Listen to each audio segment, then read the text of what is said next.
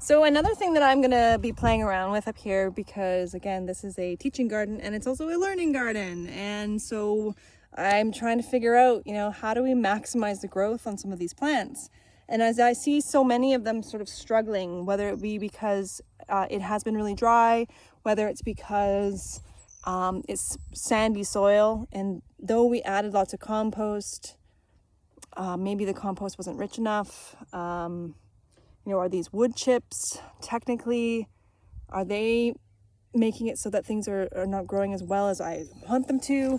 Maybe I'm just impatient, which is probably true. And things are just gonna burst and we're gonna have so much growth that we won't know what to do with it. Whatever it is, things are not growing maybe as well as I want them to at the moment. And so I'm experimenting with different mulches right now. Oh my goodness, Kaylin. And so I see that somebody dropped off a bunch of grass clippings. I've seen it a couple times in the compost, and I'm certainly hoping that there's not any synthetic fertilizers on them. But I'm going to use them. And I've got this bucket full of grass clippings, and I'm just going to move away some of the wood chips from the crop itself. And at the same time, I'm pulling weeds. And this is red cabbage. You can see here, these ones are not doing so well. This one's doing pretty good. And I'm just gonna use a thin layer of these grass clippings here instead.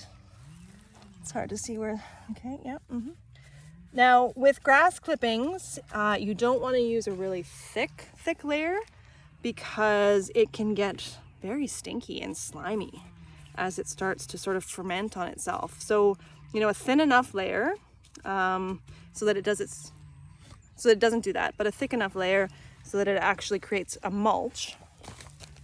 And so same thing, I'm just gonna move along the row, pull out the weeds, move the wood chips, add some grass clippings, and I'm gonna do a few rows like this. And I'm thinking I might go and see if Starbucks has some coffee grounds, and maybe I'll add some coffee grounds around these crops as well, because it's a nitrogen boost. And then we still have a big huge pile of compost, and so I think maybe I'll just probably add a little bit more compost around some of the crops that I'm seeing are just not doing quite as well as I want them to. So we'll stay tuned. We'll just wait and see. So if you do come up here and you see different kinds of mulches on top and around the crops, that's why.